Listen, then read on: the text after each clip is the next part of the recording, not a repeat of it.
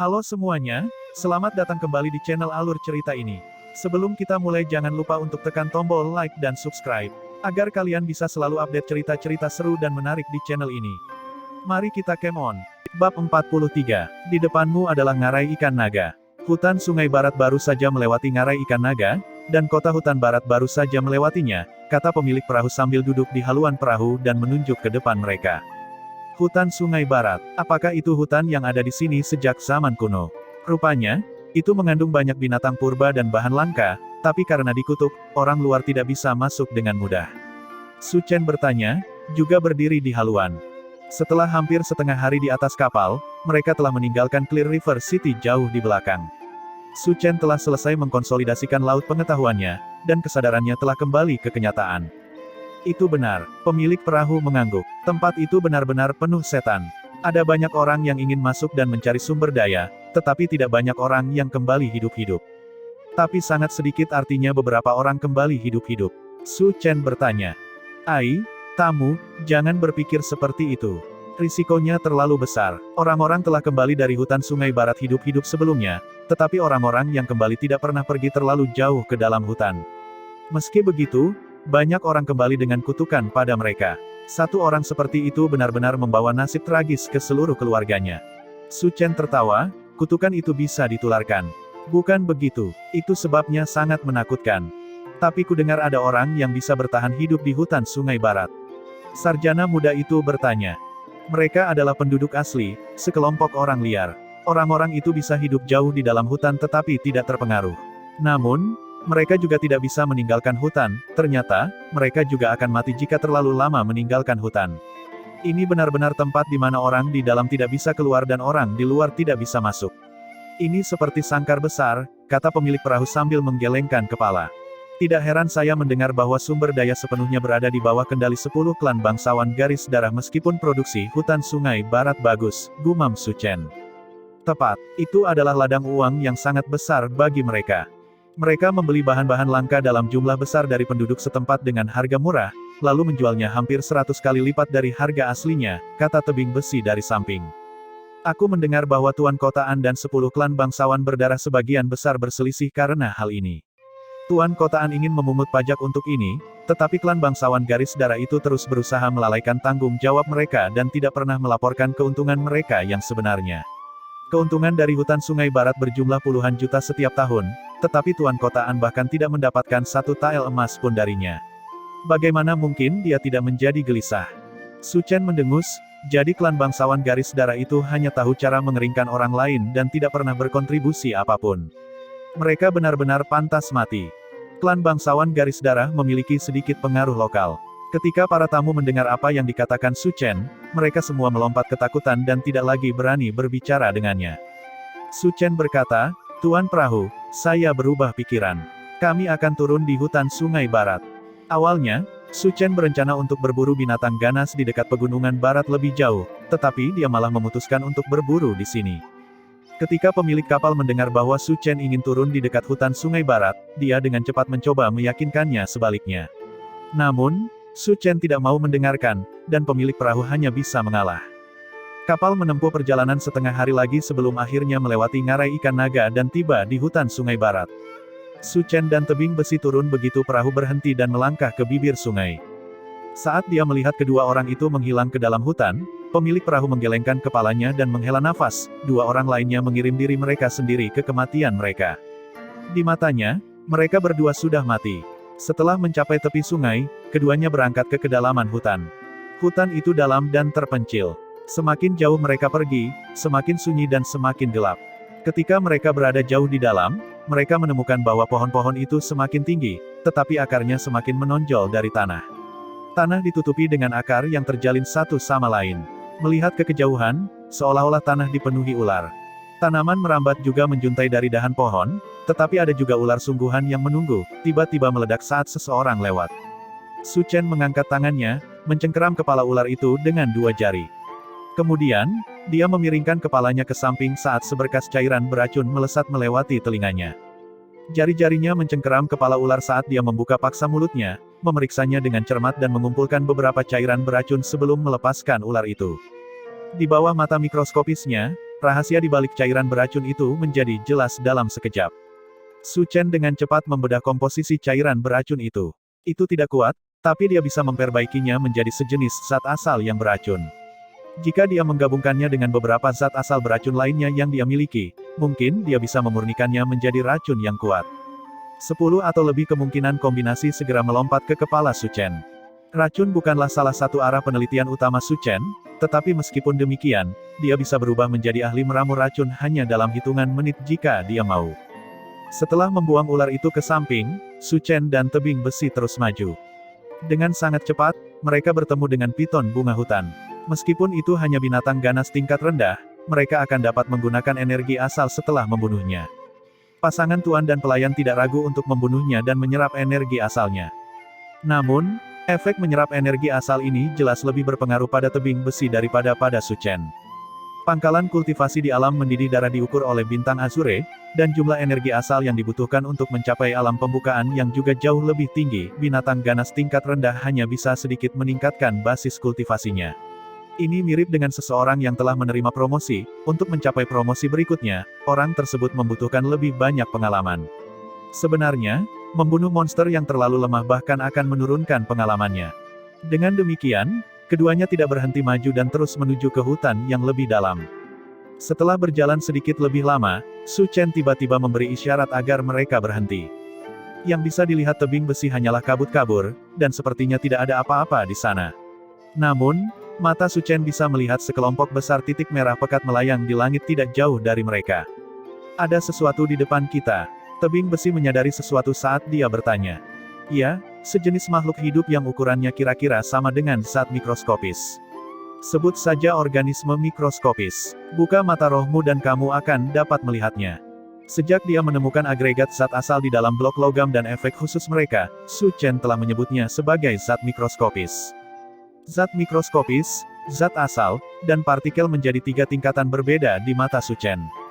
Meskipun zat mikroskopis sulit dikenali dengan mata fisik seseorang, jurus tipe mata roh masih bisa melihat sekilas dari mereka. Namun, tidak mungkin untuk melihat mereka sejelas Su Chen dengan mata mikroskopisnya, yang sampai ke komposisinya. Tebing besi, bagaimanapun, menjawab dengan wajah pahit, saya pikir itu terlalu merepotkan dan tidak pernah benar-benar mengolahnya. Ekspresi Su Chen tenggelam. Ras tebing lebih merupakan ras fisik dan tidak dapat menggunakan energi asal serta manusia, tetapi itu tidak berarti bahwa ras tebing secara bawaan bodoh. Ini juga tidak berarti bahwa ras tebing hanya dapat melakukan pekerjaan tanpa otak. Tebing besi, jika kamu memperlakukan dirimu sebagai anggota ras tebing yang hanya perlu bertarung dan tidak perlu menggunakan otaknya, kamu tidak akan memiliki prospek masa depan tidak peduli bagaimana orang lain membantumu. Tebing besi menundukkan kepalanya diam-diam. Baik. Saya akan mengolahnya dengan rajin saat kita kembali. Su Chen berbalik untuk melihat lebih dekat pada organisme mikroskopis itu, lalu berjalan ke arah mereka. Ketika dia memasuki sepetak tanah itu, organisme mikroskopis itu meledak dan menyerang Su Chen. Dari pandangan makroskopis, bau darah tiba-tiba muncul, seolah-olah ada binatang buas yang sedang merambah. Namun, tidak ada yang bisa terlihat. Yang bisa dirasakan hanyalah sensasi aneh dan berbahaya merayapi kulit seseorang. Jika seseorang menggunakan mata rohnya, dia akan melihat gelombang demi gelombang kabut merah menyebar ke segala arah, terbang di udara seperti asap dan abu dari ledakan. Dan murni di dunia mikroskopis, organisme mikroskopis ini bergegas maju seperti air pasang, memasuki berbagai lubang Su Chen. Setelah mereka masuk, mereka terus melakukan perjalanan melalui tubuhnya, mengakar di tubuhnya saat mereka mulai menyerap kekuatan hidupnya. Bab 44. Su Chen tidak menghindari organisme mikroskopis. Pada saat gelombang merah ini memasuki tubuhnya, dia merobek pakaiannya dan mulai memeriksa tubuhnya. Ketika dikombinasikan dengan teknik pandangan internalnya, dia dapat dengan jelas melihat apa yang terjadi di dalam tubuhnya.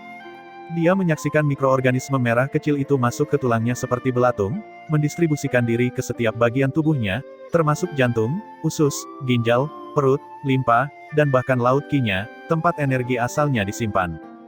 Dalam sekejap, Su Chen tiba-tiba merasa sulit bernapas.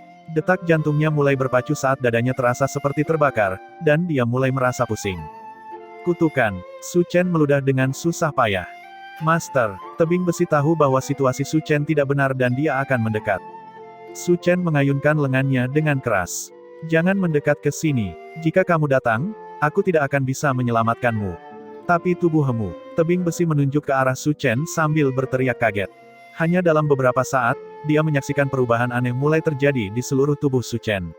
Bercak merah besar mulai muncul di sekujur tubuh dan wajahnya seperti tanda lahir merah, tetapi kemudian mulai melepuh. Tiba-tiba, salah satu lepuh meledak. Semburan air yang menyengat meledak, memenuhi udara dengan bau busuk. Tebing besi tidak bisa melihat perubahan yang terjadi di dalam tubuh Su Chen. Pergantian peristiwa yang menakutkan ini membuatnya sangat terkejut. Su Chen mengangkat tangannya. Dia bisa melihat bahwa seluruh tubuhnya ditutupi ruam besar, merah, dan melepuh. Su Chen batuk seteguk darah. Darah itu benar-benar hidup. Itu berputar-putar di udara sebelum perlahan mendarat di tanah, mendarat di hamparan daun. Darah mulai mendesis saat terkorosi. Jika dia tidak bisa melihat dengan jelas apa yang terjadi di dalam tubuhnya, bahkan Su Chen akan sangat ketakutan dengan pemandangan ini. Master, tebing besi hanya bisa berteriak. Jangan khawatir, jawab Su Chen, suaranya serak. Organisme mikroskopis merah telah masuk ke tenggorokannya, membuatnya sulit untuk berbicara. Namun, Su Chen tidak memedulikannya. Sebaliknya, matanya mulai bersinar semakin terang. Jadi ini adalah sumber kutukan. Tidak heran sebagian besar orang yang datang ke sini meninggal. Bahkan kultivator alam mendidih darah tidak akan mampu menanggung ini karena itu bahkan merusak energi asal. Menakjubkan, menakjubkan, benar-benar mengesankan. Saat Su Chen berbicara, dia mulai tertawa. Saat melihat luka yang masih menutupi wajahnya, pemandangan ini sangat meresahkan. Tapi sayangnya, hal-hal ini tidak efektif terhadapku sedikit pun, kata Su Chen dengan suara rendah. Sulur kesadarannya mulai menjangkau, menangkap organisme mikroskopis merah. Sulur kesadaran tidak memiliki substansi fisik dan tidak dapat mempengaruhi dunia makroskopis. Itu hanya efektif melawan organisme mikroskopis semacam ini. Ketika sulur kesadaran meluas, organisme mikroskopis yang telah memasuki tubuhnya dibantai dengan kejam.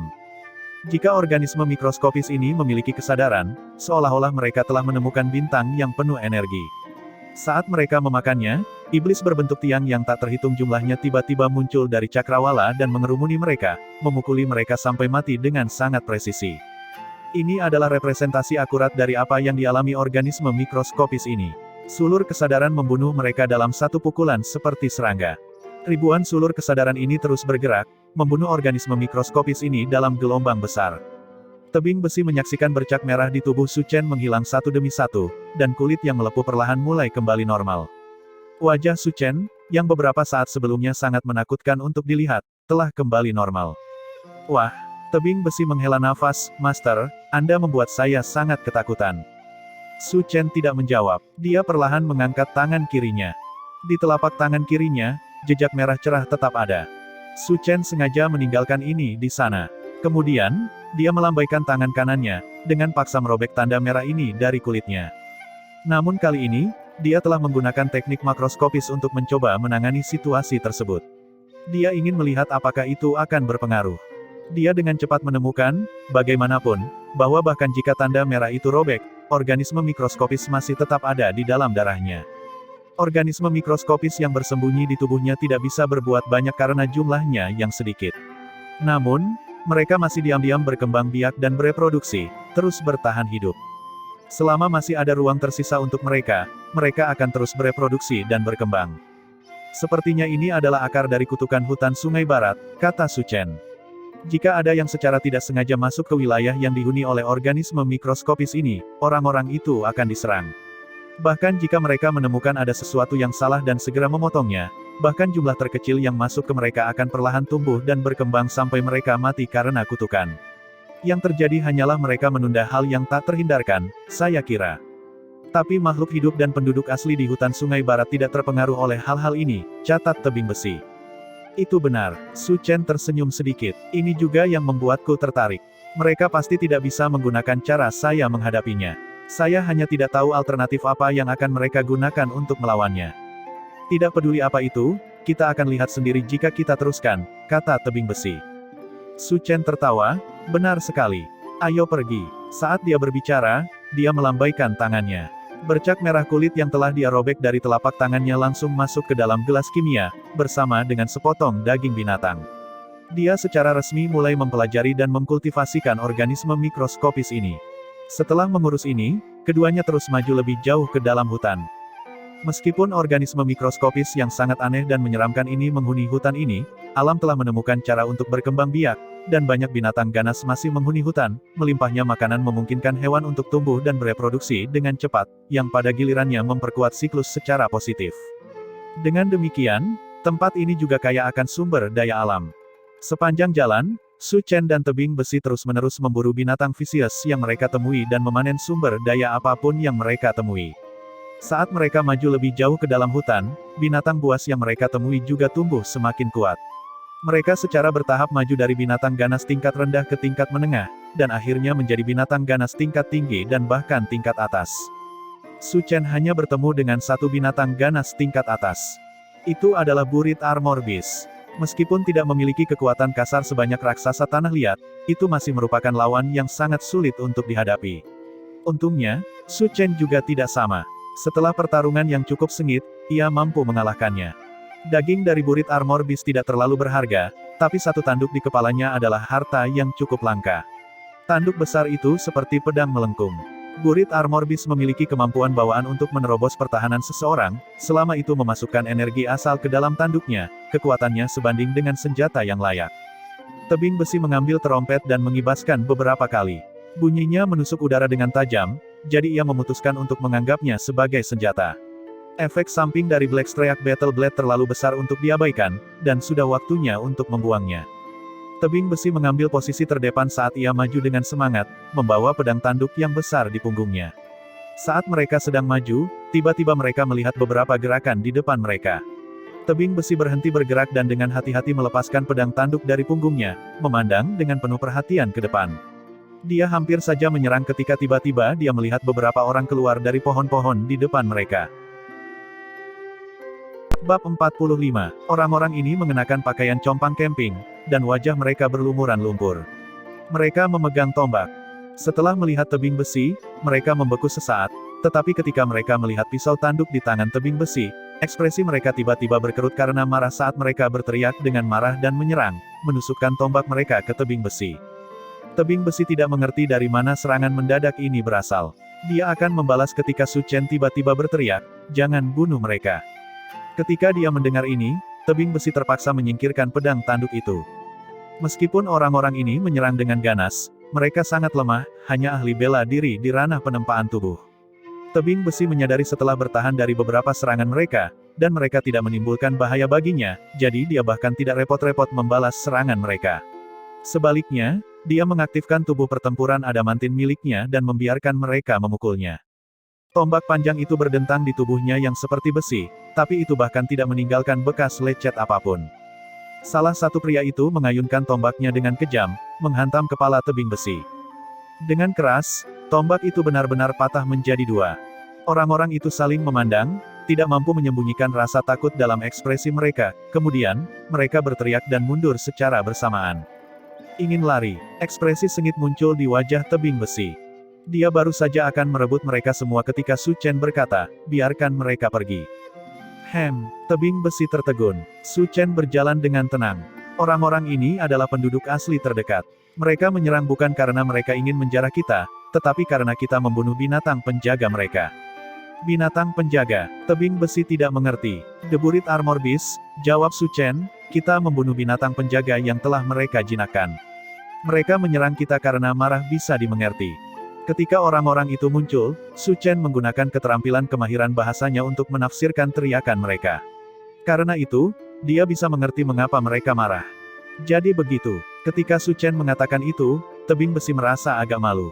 Tidak peduli bagaimana Anda mengatakannya, merekalah yang salah sejak awal. Tapi untuk sekelompok penduduk desa yang menjinakkan binatang ganas tingkat atas, itu cukup menarik. Ayo pergi. Karena kita bertemu dengan mereka, setidaknya kita harus meningkatkan kontak kita dengan mereka. Sepertinya masih ada beberapa trik di tempat ini, kata Su Chen sambil mengikuti penduduk desa yang mearayan diri. Ketika dia berlatih di Institut Naga Tersembunyi, mereka telah mengajarinya beberapa keterampilan pelacakan. Penduduk desa ini tidak pernah dilatih dan tidak tahu bagaimana menyembunyikan jejak mereka. Arah dan jalan yang mereka ambil saat mearayan diri sangat jelas di mata Su Chen.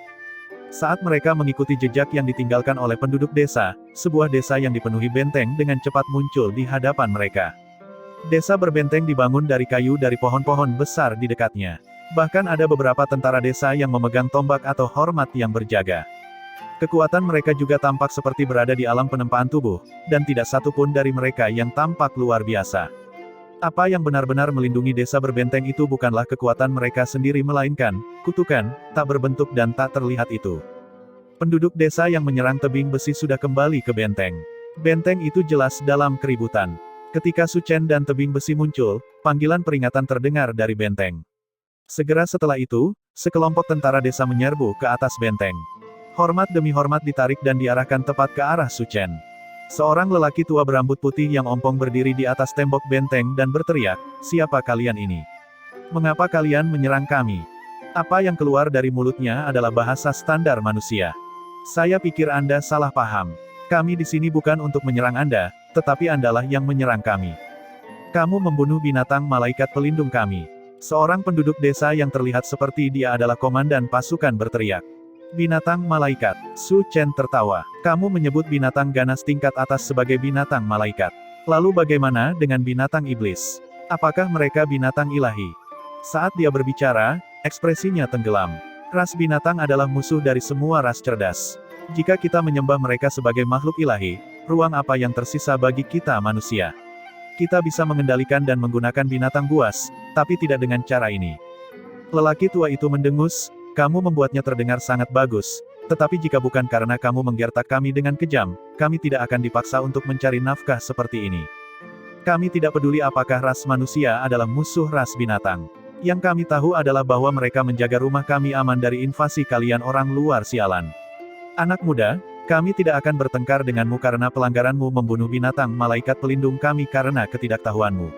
Tinggalkan tempat ini sekarang, jika tidak, jangan salahkan kami karena tidak sopan." Teriakan nyaring datang dari atas tembok benteng. Ada banyak binatang ganas yang bersembunyi di dalam tembok benteng. Dari suara lolongan mereka, sepertinya mereka kelas menengah atau lebih tinggi. Meskipun penduduk desa ini tidak terlalu kuat, binatang buas yang mereka jinakkan tidak lemah sama sekali. Ras binatang secara alami kejam dan biadab, binatang buas jarang tunduk kepada manusia. Untuk binatang ganas tingkat menengah dan bahkan tinggi untuk tunduk pada sekelompok penduduk desa yang lemah dapat diabaikan jika itu hanya pengecualian, tetapi kelompok besar untuk ditundukkan sudah cukup untuk memberikan satu jeda yang signifikan. Kilatan tajam melintas di mata Su Chen saat dia berkata, "Kamu tidak mau bertengkar denganku, atau kamu tidak mampu? Saya pikir itu yang terakhir bukan? Jika Su Chen dan tebing besi bisa membunuh binatang ganas, mereka jelas bisa membunuh lebih banyak lagi." Meskipun lelaki tua itu bertindak seolah-olah sedang berbelas kasih, dia dimotivasi oleh rasa takut. Kata-kata Su Chen menghancurkan keberaniannya, dan ekspresi lelaki tua itu menjadi sangat jelek.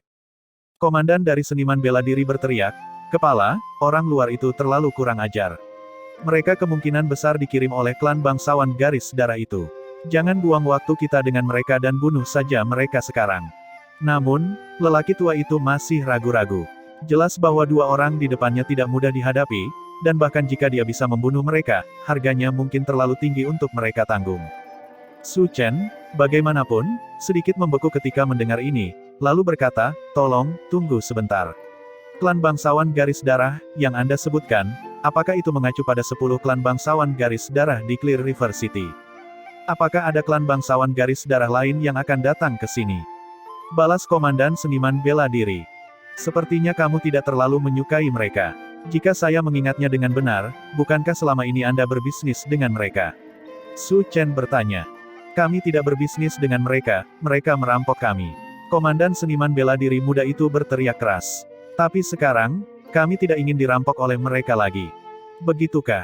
Su Chen tertawa. Pria tua itu sepertinya menyadari sesuatu. Dia bertanya, "Anak muda, kamu tidak terlihat seperti salah satu dari orang klan bangsawan garis darah itu. Mereka tidak mungkin berbicara begitu ramah dengan kami, mereka jauh lebih arogan dan biasanya datang dengan lebih banyak orang. Tentu saja aku bukan salah satu dari mereka. Saya sebenarnya kebalikannya, mereka mencoba yang terbaik untuk membunuh saya," jawab Su Chen. Mata lelaki tua itu berkilat dengan cahaya. "Bolehkah aku bertanya siapa kamu?" Su Chen, pelaksana pengetahuan dari Clear River City. Penduduk desa saling melirik. Terbukti, prestise Su Chen belum menyebar dari Clear River City ke sini. Tapi itu tidak penting. Jika Anda tidak mengetahuinya, saya dapat membantu Anda mengetahuinya. Terkadang, Anda tidak mampu bersikap rendah hati. Jika saatnya tiba di mana Anda perlu membanggakan diri sendiri, maka Anda perlu membanggakan diri. Su Chen berkata, 1 atau 200 bawahan mereka telah mati di tanganku, termasuk 2 ahli alam pembuka yang dan 10 atau lebih ahli alam mendidih darah. Jika Anda juga musuh mereka, saya pikir kita bisa membuang taring kita satu sama lain. Apakah kamu mengatakan yang sebenarnya? Pria tua itu bertanya dengan hati-hati. Percayalah kepadaku, taktik pertahananmu bukanlah sesuatu yang istimewa di mataku. Su Chen dengan santai melemparkan bola petir api. Bola petir api versi penyempurnaan ketiga jauh lebih kuat dari sebelumnya. Itu meledak di lokasi yang jauh dari tempat mereka berada, mengirimkan gelombang energi yang dahsyat ke segala arah. Jika dia menggunakannya di dinding kayu benteng ini, dia bisa menghancurkannya dengan mudah. Setelah Su Chen mengungkapkan taktik ini, lelaki tua itu tidak lagi ragu. Lagi pula, metode yang ditunjukkan Su Chen dapat menghancurkan benteng mereka dalam beberapa saat. Dia berteriak dengan cepat, buka pintu benteng dan undang tamu kita yang terhormat. Bab 46. Pintu ke desa berbenteng terbuka, dan gelombang besar orang keluar melalui pintu. Orang tua yang memimpin jalan bertepuk tangan dan berkata, nama saya Xiu Calei, dan saya adalah kepala desa. Salam untukmu, pelaksana pengetahuan Su, mohon maafkan ketidaktahuan kami sebelumnya. Kepala desa Calei, kamu terlalu sopan. Kamilah yang kasar dan membunuh binatang buas yang telah Anda jinakkan. Saya bersedia melakukan ganti rugi untuk itu, jawab Su Chen. Mendengar soal ganti rugi, mata lelaki tua itu langsung berbinar. Saya tahu pelaksana pengetahuan Su benar-benar teman yang baik. Cepat, silakan masuk. Sebelumnya, ketika dia keluar dari gerbang mereka seperti musuh yang kuat, dia tidak mengatakan hal seperti itu. Sekarang dia menyebutkan kompensasi, mereka langsung lebih bersemangat. Namun, kurangnya pengalaman penduduk desa tidak berarti bahwa mereka tidak memiliki pertimbangan sendiri. Pengejaran keuntungan mereka tidak henti-hentinya, satu-satunya perbedaan adalah manfaat berbeda yang dihargai orang.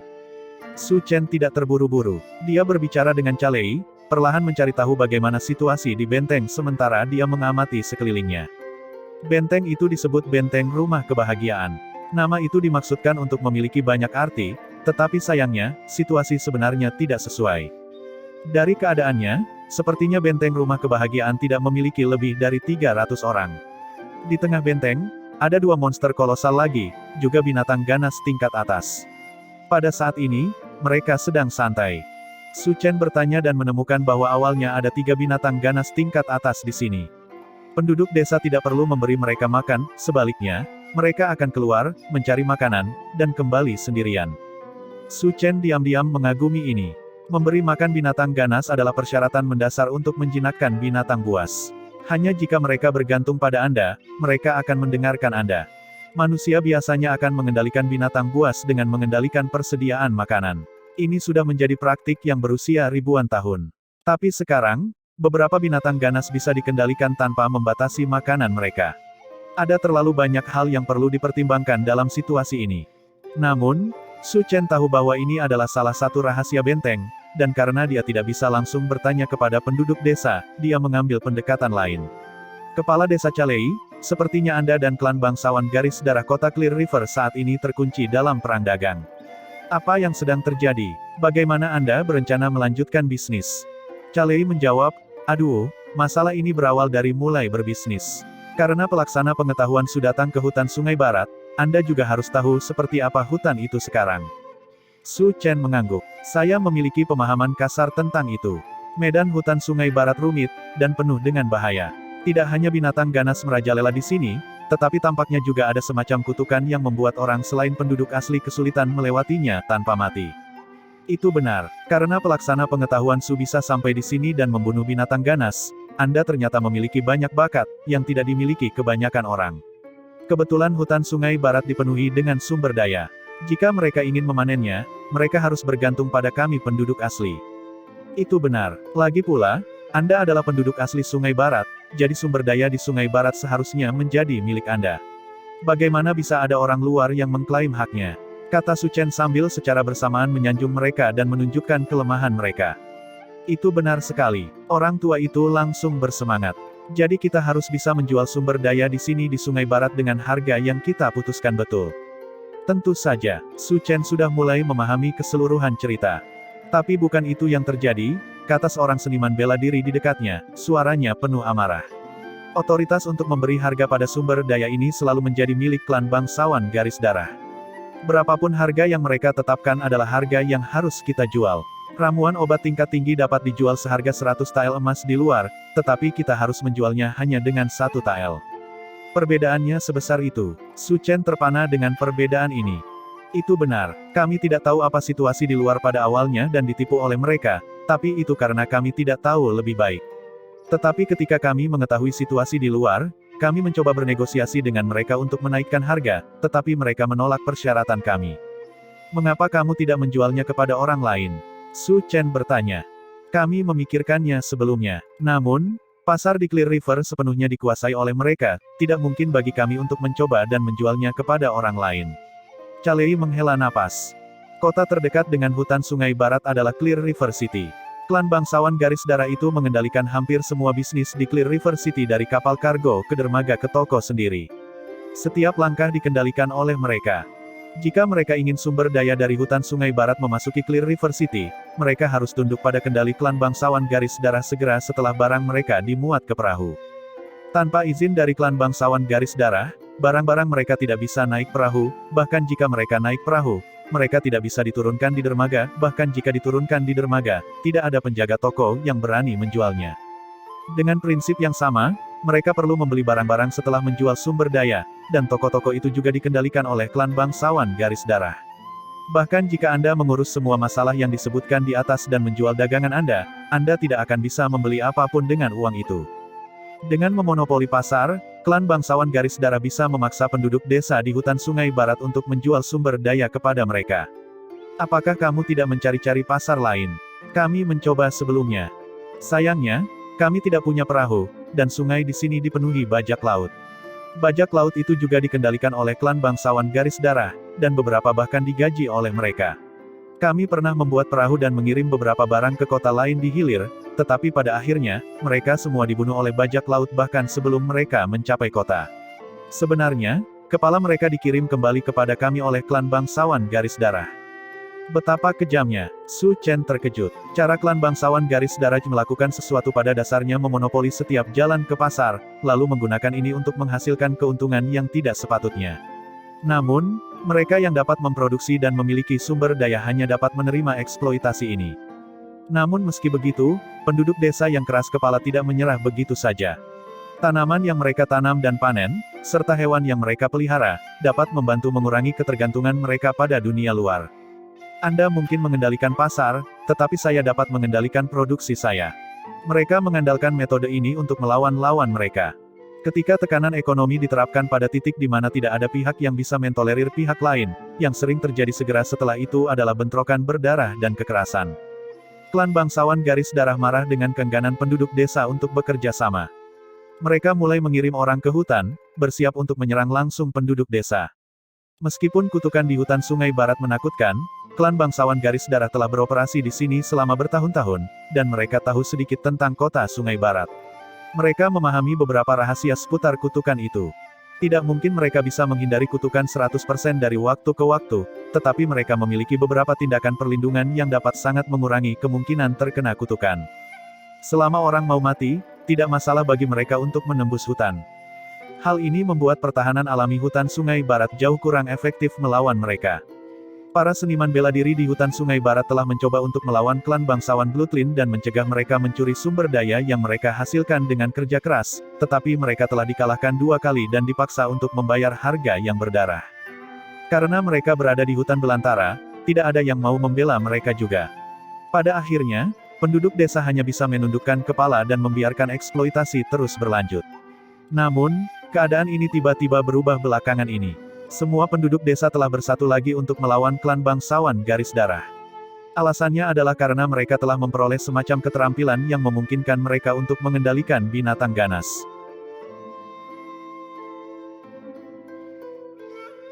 Bab 47. Adapun bagaimana mereka mendapatkan keterampilan ini dan bagaimana itu digunakan, Kepala Desa Calei tidak mengatakannya, dan Su Chen tidak bertanya. Kedua belah pihak mempertahankan pemahaman diam-diam yang langka.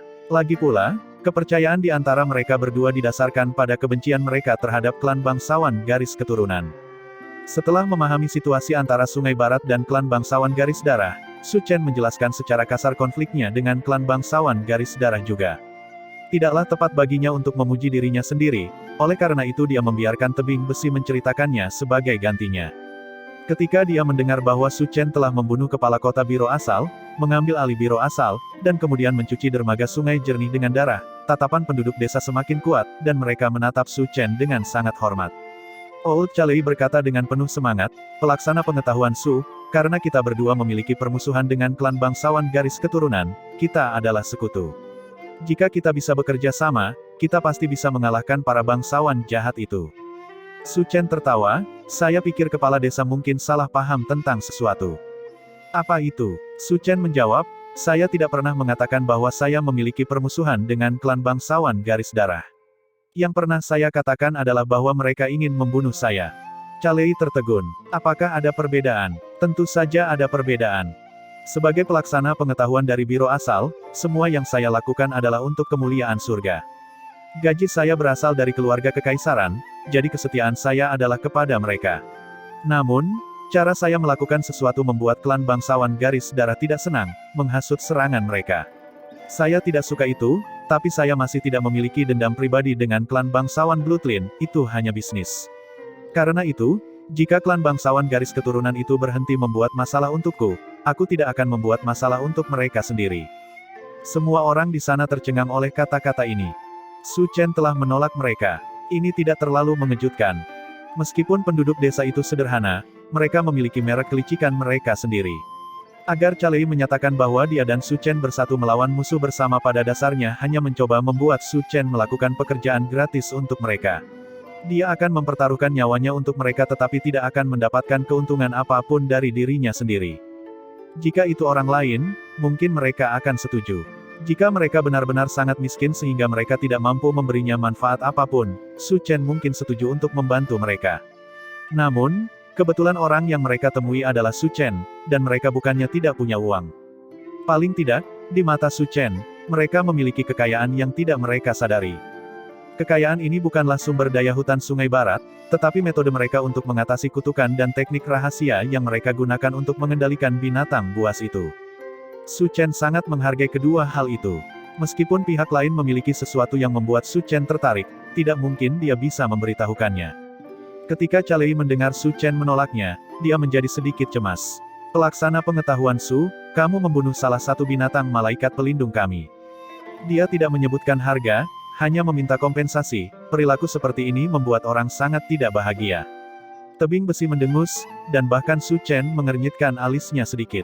Namun, dia terus berkata sambil tersenyum, "Oh, karena kamu menyebutkannya, aku harus menepati janjiku sebelumnya, binatang ganas tingkat atas masih agak berharga tidak peduli bagaimana Anda melihatnya. Di dunia luar, binatang ganas tingkat atas bernilai setidaknya 2000 batu asal, tetapi karena yang Anda miliki telah dijinakkan, harganya akan jauh lebih tinggi. Anggap saja 10 kali lebih mahal, itu seharusnya tidak merugikan Anda dengan cara apapun." Saat dia berbicara, dia mengeluarkan 20.000 batu asal dari cincin asalnya dan menyerahkannya kepada mereka. 20.000 origin stone bukanlah harga yang murah untuk mereka bayar. Dalam keadaan normal, dia mungkin bisa menegosiasikan harganya menjadi sekitar 8.000 batu asal. Tidak peduli bagaimana Anda melihatnya, tidak ada yang bisa Anda katakan bahwa Su Chen telah melakukan kesalahan. Namun, kepala desa tampaknya tidak senang sama sekali dengan origin stone. Sebaliknya, dia tampak seperti akan menangis. Mereka saat ini benar-benar dikurung oleh klan bangsawan garis darah, mereka tidak bisa menjual atau membeli apapun, jadi uang sama sekali tidak berguna bagi mereka. Sementara batu asal dapat membantu seseorang memulihkan basis kultivasi seseorang, tidak banyak kultivator di desa, dan batu tidak akan segera diubah menjadi kekuatan sejati. Pada akhirnya, itu tidak berguna seperti dua ahli yang kuat di pihak mereka. Meski begitu, Su Chen sangat murah hati dengan uangnya sehingga dia bisa menjernihkan kesalahpahaman di pihaknya. Dia berkata, "Saya tidak berutang apa-apa lagi sekarang, bukan?" Saat dia berbicara, dia membuat gerakan untuk pergi. Ketika Chalei melihat ini, dia menjadi gelisah dan meraih Su Chen. "Pelaksana pengetahuan Su, kami bisa melupakan uang selama Anda bersedia membantu kami." Sejujurnya, orang-orang klan garis keturunan bangsawan telah datang ke hutan Sungai Barat. Beberapa hari terakhir ini, mereka terus-menerus menyerang kami, dan kami telah menangkis mereka dengan Guardian Angel Beast kami. Namun, Mereka sudah meminta bala bantuan, jika ini terus berlanjut, kita tidak akan bisa membela diri. Pelaksana pengetahuan Su, klan bangsawan garis darah adalah musuhmu. Jika Anda membantu membela kami melawan mereka, itu akan sangat bermanfaat bagi Anda juga. Melemahkan musuhmu sama dengan memberdayakan dirimu sendiri. Orang tua itu memang agak berbudaya. Dia tahu bagaimana mengatakan hal-hal seperti, melemahkan musuhmu sama dengan memberdayakan dirimu sendiri. Su Chen menggelengkan kepalanya. Maaf, rencanaku tidak melibatkanmu.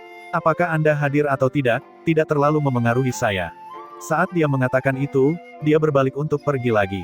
Ketika dia melihat bahwa Su Chen tidak peduli sedikit pun, lelaki tua itu berteriak, baik. Jika Anda tinggal dan membantu kami, saya akan memberi Anda teknik yang kami gunakan untuk melawan kutukan. Setelah mendengar ini, Su Chen berhenti dan berbalik, memberinya tatapan dingin dan menghina.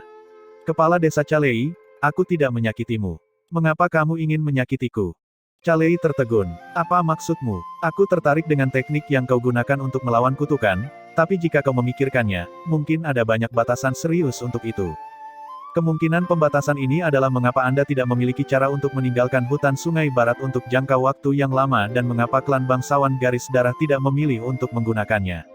Kalau tidak, apa perlunya terus berbisnis dengan Anda? Mengapa tidak menggunakan teknik itu saja dan kemudian memanen sumber daya itu untuk diri mereka sendiri? Calei membeku. Dia jelas tidak menyangka Su Chen melihat situasinya dengan sangat jelas. Su Chen berkata, karena masalahnya sekarang terbuka, aku juga akan terbuka denganmu. Ingin saya membantu Anda memukul mundur klan bangsawan garis darah. Bagus. Namun, saya ingin kedua teknik, yang satu untuk melawan kutukan dan yang satu lagi untuk mengendalikan binatang buas. Saya tidak akan memiliki satu atau yang lain. Sama sekali tidak, kita tidak bisa memberinya teknik untuk mengendalikan binatang malaikat pelindung kita. Teriak komandan seniman bela diri. Su Chen tidak marah. Bagaimanapun, ini adalah dasar dari kelangsungan hidup mereka. Tidak mengherankan jika mereka tidak mau menyerahkannya dengan mudah. Su Chen mengangguk. Jangan khawatir, Anda bisa memikirkannya. Bagaimanapun, saya akan tinggal di hutan ini selama beberapa hari. Setelah Anda menyetujui persyaratan saya, beritahu saya. Petik 2. Calei buru-buru berkata, kutukan Sungai Barat sangat menakutkan. Pelaksana pengetahuan Su, Anda mungkin bisa menolaknya sebentar, tetapi Anda tidak akan bisa bertahan lama. Bukan ide yang baik bagimu untuk tinggal di sini untuk waktu yang lama kecuali kamu tinggal di desa kami. Dia tiba-tiba menutup mulutnya. Su Chen tidak terlalu memikirkannya. Dia tertawa, setiap orang memiliki takdirnya sendiri. Jika saya tidak bisa menghadapi kutukan, maka saya tidak bisa mengeluh tentang kematian. Tentu saja, selama saya masih hidup, tawaran saya sebelumnya masih berlaku. Penduduk desa tidak bisa berkata-kata. Su Chen kemudian berkata, tentu saja, meskipun transaksi ini tidak membuahkan hasil, saya pikir kita masih dapat melakukan bisnis lain. Misalnya, Anda dapat menjual kepada saya beberapa barang yang ingin Anda jual, dan saya juga dapat membawa kembali beberapa kebutuhan yang Anda butuhkan selama jumlah yang dibutuhkan tidak terlalu besar. Saat mendengar ini, Kepala Desa Calei menghela nafas. Dia tahu bahwa ini adalah yang terbaik yang bisa dia dapatkan dalam situasi ini. Malam itu, Su Chen dan Calei menukar beberapa kumpulan komoditas dengan harga 5 kali lebih tinggi dari yang bersedia dibayar oleh klan bangsawan garis darah itu. Meski begitu, Su Chen masih membeli kumpulan barang ini dengan harga 20 kali lebih rendah dari harga pasar.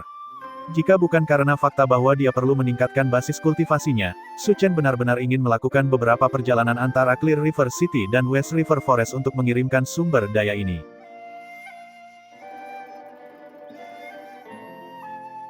Bab 48. Pada hari-hari berikutnya, Su Chen dan tebing besi berkemah di daerah terdekat, mencari binatang ganas untuk dibunuh guna meningkatkan basis kultivasi mereka. Su Chen kembali suatu kali dan membawa sejumlah besar kebutuhan pokok bersamanya, menggunakan kebutuhan untuk bertukar sumber daya dengan penduduk desa. Bagi penduduk desa, ini jauh lebih berguna daripada batu asal, dan kebencian mereka terhadap Su Chen karena keengganannya untuk membantu mereka sedikit mereda. Kepercayaan mereka padanya secara bertahap mulai meningkat.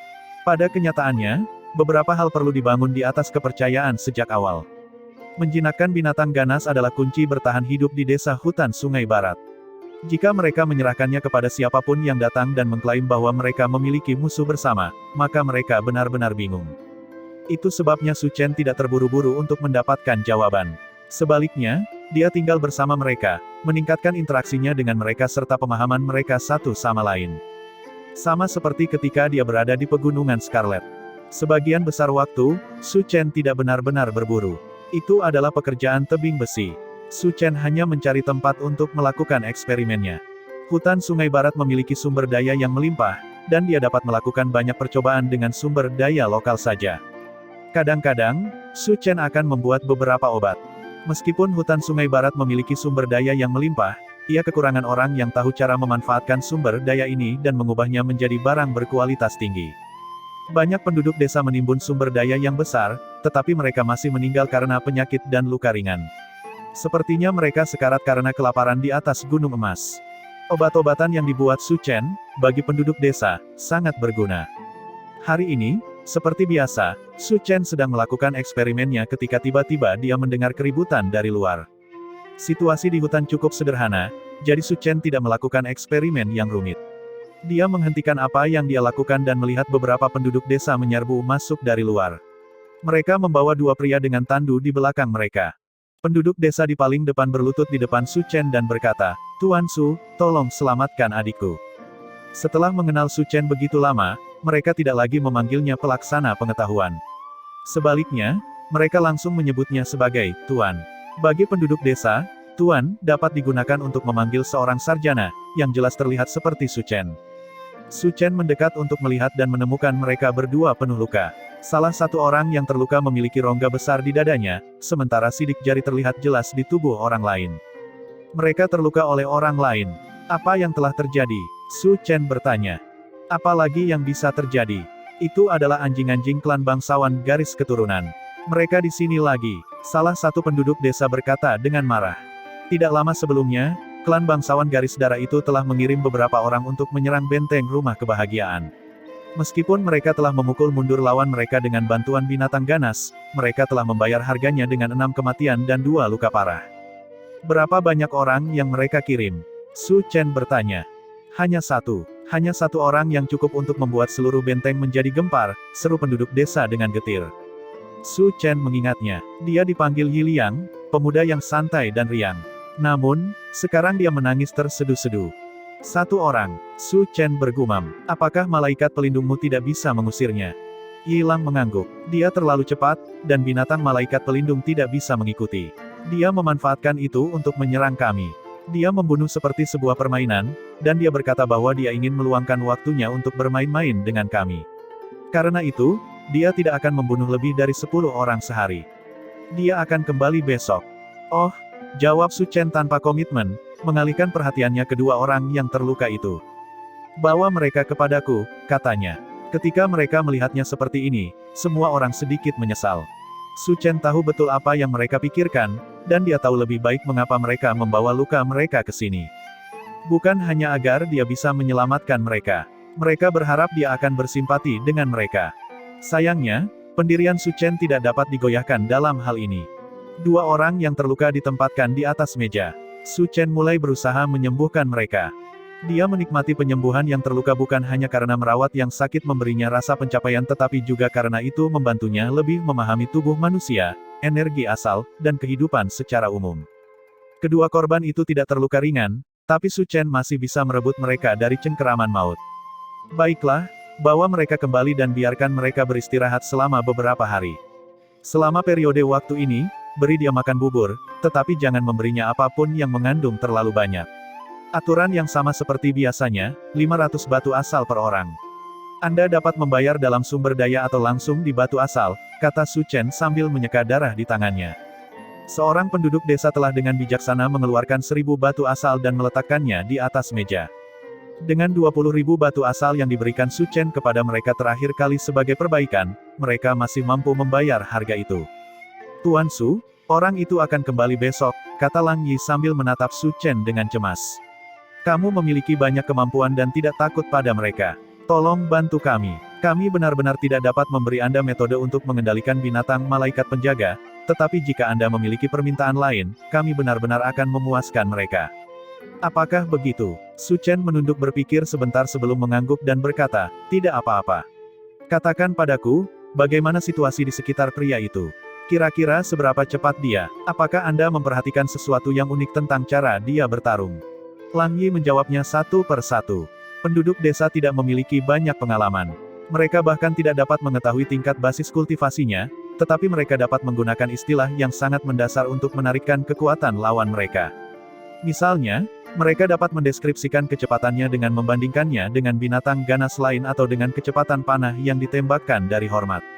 Dia bisa menghancurkan batu besar dengan tangan kosong, dan penghalang transparan yang dia tempatkan pada dirinya sendiri bisa menahan hampir 7 atau 8 tembakan panah otomatis. Setelah memikirkannya, Su Chen dengan cepat memperkirakan kekuatan lawan mereka. Dia adalah kultivator alam darah mendidih tipe kelincahan. Dia sebenarnya tidak terlalu menakutkan, tapi gerakannya cukup eksplosif. Bukannya dia hanya akan membunuh 10 orang sehari, tapi dia hanya bisa bertarung selama itu. Jika dia melanjutkan lebih lama lagi, dia akan melambat karena kekurangan energi. Setelah dia kehilangan kecepatannya, dia akan dicabik-cabik oleh binatang ganasmu.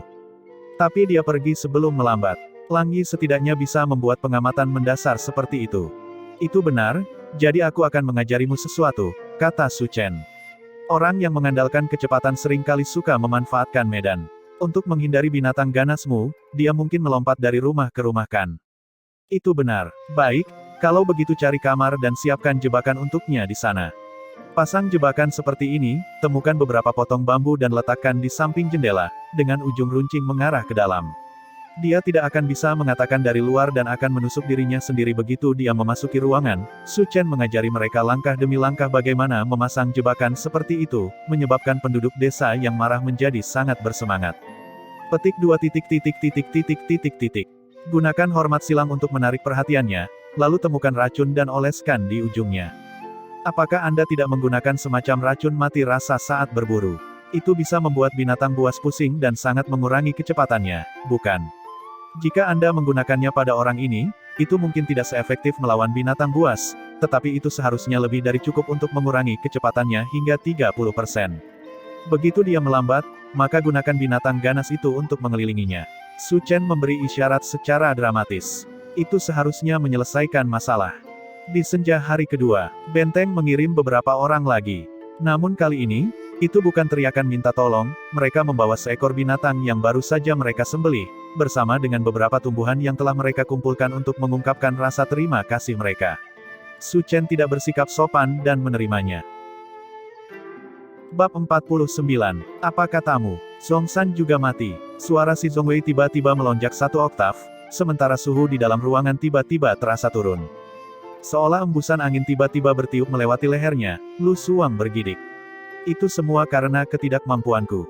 Ceritakan dengan tepat bagaimana dia meninggal, kata si Zhongwei sambil menyela permintaan maaf bawahannya. Penduduk desa di benteng itu menggali parit di tanah. Ketika Zhongshan melangkahinya, dia langsung jatuh ke dalam lubang. Kemudian, mereka mengaktifkan suatu mekanisme, menyebabkan sejumlah besar pasir jatuh ke dalam lubang, menguburnya hidup-hidup, kata Lu Suang, suaranya bergetar. Dikubur hidup-hidup. Si Zhongwei meremas keluar dari sela-sela giginya yang terkatup, maksudmu ahli yang kami kirim dikubur hidup-hidup oleh penduduk desa itu. Petik 2. Ya Pak, yang keempat. Ini sudah yang keempat. Xia Feng, Gui Yue, Hei Wang, Zhongshan. Mereka semua menghilang dengan cara yang tidak jelas. Si Zhongwei mengepalkan tinjunya. Bagaimana ini bisa terjadi? Kapan udik itu tiba-tiba mengambil keterampilan seperti itu? Bagaimana mereka bisa membunuh begitu banyak dari kita dalam waktu sesingkat itu? Semakin dia berbicara, suaranya semakin tinggi dan tajam. Lu Suang menjawab, dengan gemetar, kami tidak tahu. Tapi sekarang sepertinya kita tidak punya cukup orang. Tuan, bukankah kita harus meminta klan untuk mengirimi kita beberapa anggota lagi sebagai cadangan? Omong kosong. Jika saya meminta bala bantuan seperti ini, saya akan ditertawakan sampai mati oleh para kakek tua itu. Menyerang hutan Sungai Barat adalah pekerjaan yang enak. Berapa banyak orang yang akan mati untuk memiliki pekerjaan seperti ini?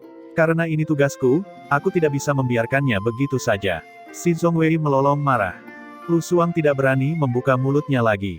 Si Zhongwei mondar-mandir beberapa kali, tangannya terkatup di belakang punggungnya. Setelah sekian lama, dia berkata, situasi di hutan Sungai Barat tidak bisa lagi dianggap enteng. Tidak hanya orang-orang itu memiliki teknik untuk mengendalikan binatang buas, tetapi otak mereka juga tampaknya menjadi lebih cerah secara tiba-tiba. Segera kumpulkan semua orang di dekat hutan Sungai Barat dan jangan biarkan mereka pergi sendiri lagi. Kita perlu mengkonsolidasikan kekuatan kita dan menyerang dengan cara itu. Tapi jika itu masalahnya, tingkat keberhasilan kita akan terlalu rendah. Klan terus-menerus mendorong kita untuk meningkatkan tekanan pada mereka dan memaksa mereka untuk tunduk. 4 ahli alam mendidih darah sudah mati, dan moral orang udik itu kemungkinan besar sudah tinggi. Apa yang bisa saya gunakan untuk menekan mereka? Teriak si Zhongwei. Dia berpikir sejenak, lalu menambahkan, kirim berita kembali ke Clear River City. Beritahu mereka bahwa gelombang beracun di hutan Sungai Barat telah berubah, membatasi pergerakan kita, dan kita membutuhkan lebih banyak waktu untuk menyelesaikan tugas. Namun, cepat atau lambat kemenangan akan menjadi milik kita, dan mereka hanya perlu bersabar. Lalu dari desa mana kita harus mulai? Si Zhongwei berbalik untuk melihat peta. Dia mengeluarkan kuas dan menarik garis melintasi berbagai desa di hutan Sungai Barat dan berkata, kita akan menyerang dengan mengikuti garis ini. Mulai dari benteng 1000 kelimpahan, lalu benteng metropolis perak, lalu benteng rumah kebahagiaan, lalu benteng yang tengah. Iya Pak, jauh di dalam hutan Sungai Barat, fluktuasi tak berbentuk mulai melonjak. Kemudian, kolom cahaya berwarna merah darah melesat tinggi ke udara. Itu adalah tanda bahwa ki darah seseorang mulai mendidih, yang menunjukkan bahwa sarjana asal ki telah secara resmi mencapai alam mendidih darah. Sesaat kemudian, tanah hutan mulai bergetar dan bergetar. Sepasang kaki yang besar dan kuat menghantam tanah, menyebabkan getaran di setiap langkah dan pohon-pohon di dekatnya berguncang. Sosok berotot tebing besi berjalan keluar dari hutan, lalu berlutut di depan Su Chen. Tuan, tebing besi tidak mengkhianati harapanmu. Aku telah naik ke alam mendidih darah. Nada suaranya sangat bersemangat. Untuk ras tebing, alam pembukaan yang adalah batas absolut mereka. Seorang individu ras tebing di alam mendidih darah sudah dapat dianggap sebagai ahli, dan bagi seseorang semuda tebing besi untuk mencapainya tidak pernah terdengar di antara ras tebing. Tentu saja, dia tahu alasan mengapa dia bisa menyelesaikan semua ini dengan sangat jelas. Tatapannya ke arah Su Chen dipenuhi dengan rasa terima kasih. Su Chen, bagaimanapun, berkata dengan acuh tak acuh, harapanku padamu tidak terbatas pada ini. Terus berkultivasi. Individu ras tebing alam mendidih darah seharusnya bisa melakukan banyak hal. Bangun dan pukul aku. Biarkan saya melihat seberapa kuat Anda sekarang. Ya Tuan, tebing besi tahu seberapa kuat Su Chen, jadi dia tidak menghindar. Begitu dia bangun, dia membanting tinjunya ke arah Su Chen. Pukulan yang tampaknya normal sebenarnya membawa momentum yang sangat besar di belakangnya. Su Chen bergerak untuk memblokir pukulan dengan telapak tangannya dan merasakan energi menakutkan melonjak ke arahnya. Jika dia tidak melepaskan tangannya pada detik terakhir, pergelangan tangannya mungkin patah. Su Chen mundur, meminjam momentum mundur untuk mengurangi kekuatan pukulan tebing besi. Secara bersamaan, dia menyerang dengan telapak tangannya hampir 10 kali, menghasilkan gelombang energi yang meledak dengan raungan yang menggelegar. Tebing besi, bagaimanapun, hanya mengeluarkan satu pukulan. Metode serangannya sederhana, langsung, dan brutal. Momentum di balik pukulan itu ditekan oleh gelombang energi yang meledak, tetapi itu benar-benar membubarkan semua kekuatan di balik serangan telapak tangan. Energi dari pukulan itu melayang melewati Su Chen dan menabrak pohon di belakangnya. Pohon itu, yang sangat besar sehingga mereka berdua harus membawanya, langsung dilenyapkan. Jika kultivator alam mendidih darah menggunakan jurus mereka untuk menyerang pohon, melenyapkannya tidak akan sulit sama sekali. Tapi melakukannya hanya dengan mengandalkan momentum di balik pukulan cukup langka. Meskipun sulit bagi individu ras tebing untuk meningkatkan basis kultivasi mereka, harus dinyatakan bahwa fisik mereka yang kuat memberi mereka kekuatan tempur yang luar biasa. Jika mereka naik, lawan yang layak akan sulit ditemukan untuk mereka di tingkat kultivasi yang sama. Tentu saja, ini tidak termasuk pilihan surga dari Institut Naga Tersembunyi, dan ini jelas bukan elit bahkan di antara pilihan surga, seperti Su Chen. Bahkan saat momentum dari pukulan menghantam pohon, elang api berturut-turut terbang dari telapak tangan Su Chen. Tebing besi tidak bisa mengelak, dan dia tidak akan mengelak. Dia menguatkan dirinya dengan Iron Mountain Shield saat tubuhnya mulai bersinar karena mengaktifkan tubuh pertempuran adamantin. Perisai gunung besi hancur lebih dulu, diikuti oleh percobaan dengan api dari badan pertempuran adamantin. Akhirnya, fisik ras tebing yang tangguh dan pantang menyerah harus menanggung serangan elang apis. Api tersebar di mana-mana, menyelimuti tebing besi seperti bunga api. Meski begitu, 7 atau 8 elang api berturut-turut tidak banyak membantu tebing besi. Tidak buruk, sekarang setelah kamu mencapai alam mendidih darah, tubuh Anda juga menjadi lebih kuat.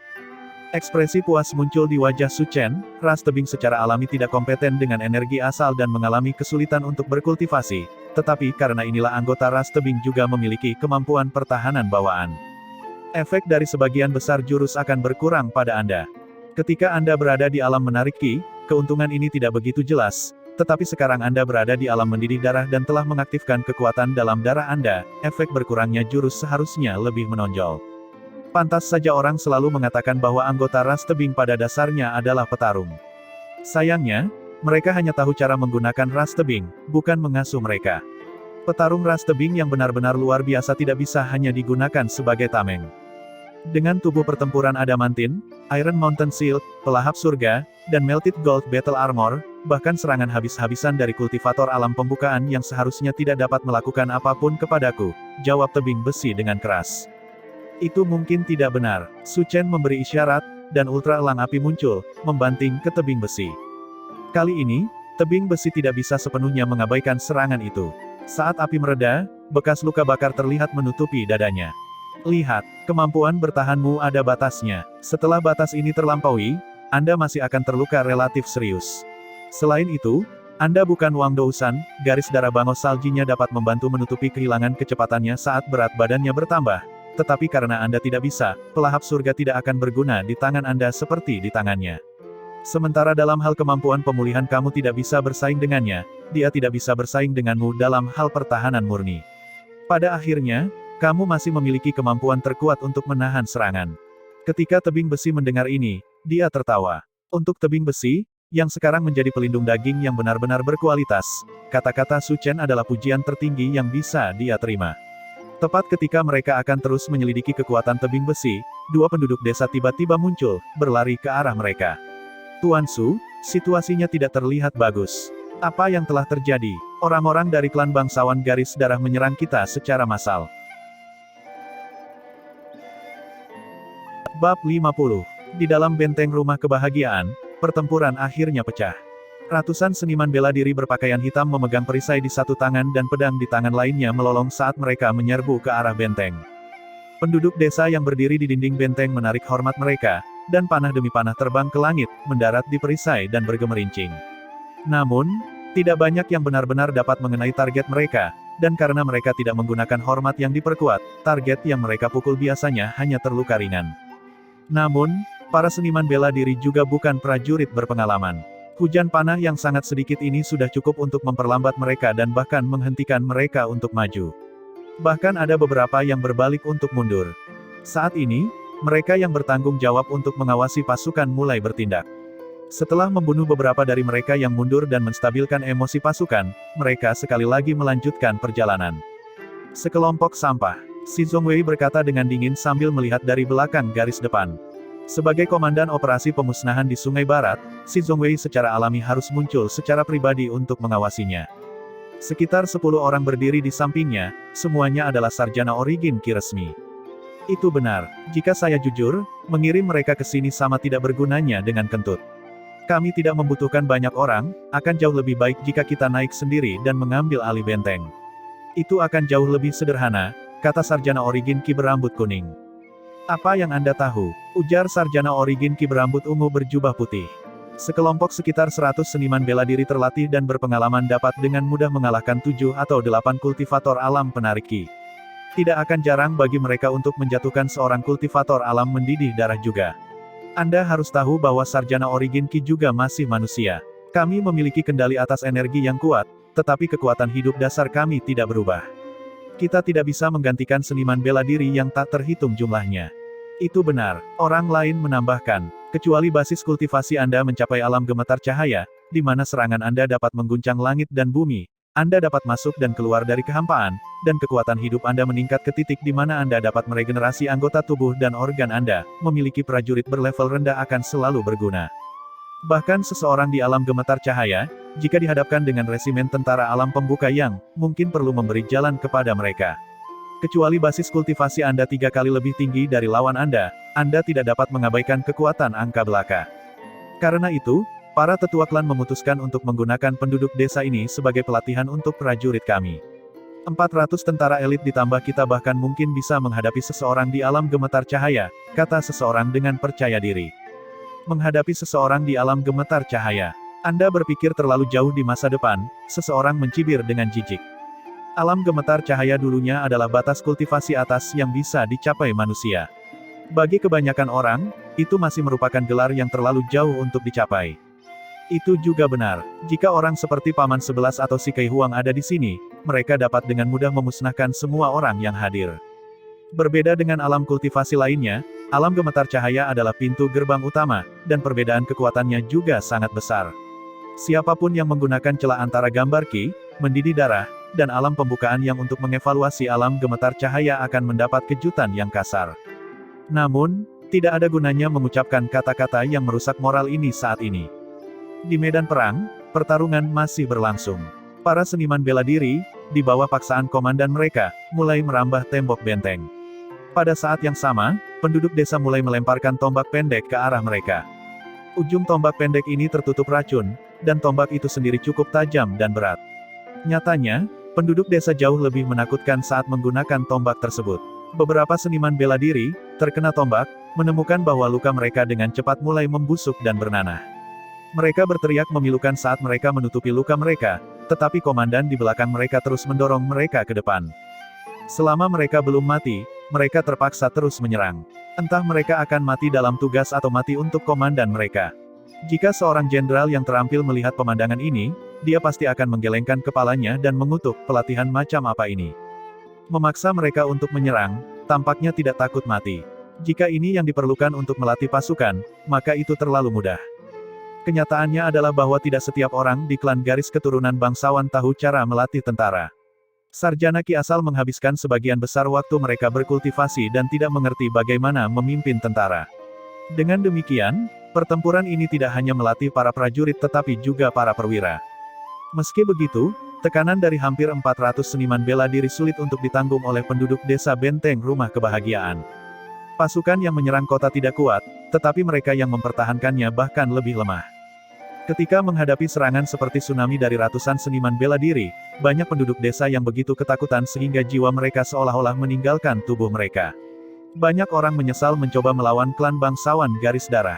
Jika bukan karena fakta bahwa mereka masih memiliki kartu truf dari teknik pengontrol binatang, mereka mungkin sudah musnah. Meski begitu, kepulan asap mulai mengepul dari dinding benteng. Ketika dia melihat ini, Calei merasakan penyesalan yang luar biasa. Dia tidak menyesal menolak klan bangsawan garis darah tetapi dia tidak mendengarkan saran Su Chen. 10 hari sebelumnya, Su Chen telah memperingatkannya bahwa klan bangsawan garis darah akan melancarkan serangan penuh setelah melakukan beberapa penyelidikan. Jika benteng di hutan Sungai Barat tidak bersatu, mereka akan dihancurkan satu persatu. Namun, menggabungkan semua benteng akan membuat hidup mereka sangat tidak nyaman. Penduduk desa, yang telah terputus dari perbekalan mereka oleh klan bangsawan garis darah, tidak dapat menahan penderitaan lagi, jadi Calei telah menunggu selama ini, tidak dapat membuat keputusan. Yang benar adalah bahwa dia telah berpegang pada sedikit harapan bahwa klan bangsawan Bloodline tidak akan mengambil hal-hal yang ekstrim ini. Mereka hanya menaikkan harga menjadi 3 kali lipat dari sebelumnya, klan bangsawan garis darah tidak mungkin ingin melakukan hal sejauh itu hanya dengan sedikit keuntungan tambahan. Kegagalan perampokan awal telah menunjukkan bahwa mereka memiliki kekuatan untuk membenarkan kenaikan harga ini. Ini adalah cara berpikir banyak individu yang lemah. Mereka selalu berharap untuk beruntung bahkan dalam menghadapi situasi yang tidak menguntungkan, sebuah harapan yang sering mereka berikan kepada lawan mereka karena alasan yang aneh. Baru pada saat terakhir, ketika harapan mereka hancur, mereka sadar. Namun, sudah terlambat. Saat dia menatap pasukan klan garis keturunan bangsawan yang menyerangnya, satu-satunya harapan Calei adalah bahwa orang-orang yang dia kirim untuk meminta bala bantuan akan segera kembali untuk menyelamatkan mereka. Selama dia bisa menyelamatkan orang-orang ini, Calei akan menyetujui syarat apapun. Kepala desa, para seniman bela diri telah menerobos dari sudut barat laut. Teriak seorang penduduk desa saat dia menyerbu. Kalian, pergi dan hentikan teribosan itu. Dengan cepat, teriak Calei. Beberapa penduduk desa yang dimobilisasi berlari dengan tergesa-gesa, tetapi pada saat mereka tiba, hampir 10 seniman bela diri telah memanjat tembok dan menyerang. Kesenjangan dalam pertahanan mereka di sepanjang dinding benteng Rumah Kebahagiaan tumbuh lebih besar. Musuh tumpah dari segala arah. Kepala desa, aktifkan binatang malaikat pelindung. Salah satu penduduk desa berteriak. Kita tidak akan bisa bertahan lebih lama lagi. Tapi, Calei menatap sarjana Origin Ki di kejauhan. Sebagai kepala desa, dia masih bisa melakukan analisis dasar situasi. Dia tahu bahwa segera setelah binatang malaikat pelindung muncul, sarjana Origin Ki itu akan bergerak. Dengan keganasan para sarjana asal Ki itu bersama dengan jumlah mereka, binatang ganas benar-benar tidak akan bisa bertahan. Pertempuran mungkin hanya akan berakhir lebih cepat. Jika keadaan berlanjut seperti ini, dengan hanya seniman bela diri biasa yang terlibat, mereka mungkin bisa menunda lebih lama. Namun, hal yang benar untuk dilakukan tidak selalu mudah. Api mulai berkobar di benteng rumah kebahagiaan, dan penduduk desa demi penduduk dibantai. Jeritan tragis mulai bergema di mana-mana, dengan seseorang yang tampaknya jatuh setiap detik. Mereka semua adalah orang-orang yang dia kenal, dan mereka menatapnya saat cahaya memudar dari mata mereka, seolah bertanya-tanya mengapa kepala desa mereka belum melepaskan binatang malaikat penjaga. Hal yang benar untuk dilakukan mungkin juga tidak mudah dipahami. Kehendak satu orang hanya dapat dilakukan oleh sekelompok orang, dan Calei terpaksa melakukannya meskipun dia tahu itu salah. Dia menutup matanya, tidak bisa terus menonton. Yang dia katakan hanyalah, lepaskan binatang malaikat pelindung. Serangkaian lolongan binatang buas terdengar. Dua bayangan besar menutupi dinding benteng dan formasi musuh. Mengikuti kemunculan kedua binatang ganas itu, formasi tentara tercabik-cabik, bau darah yang kental memenuhi udara. Penduduk desa di atas tembok benteng berteriak kegirangan seolah-olah kemenangan sudah dalam jangkauan mereka.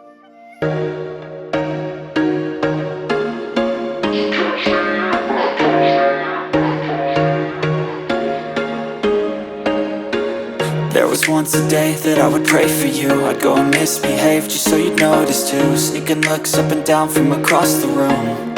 And damn, what a hell of a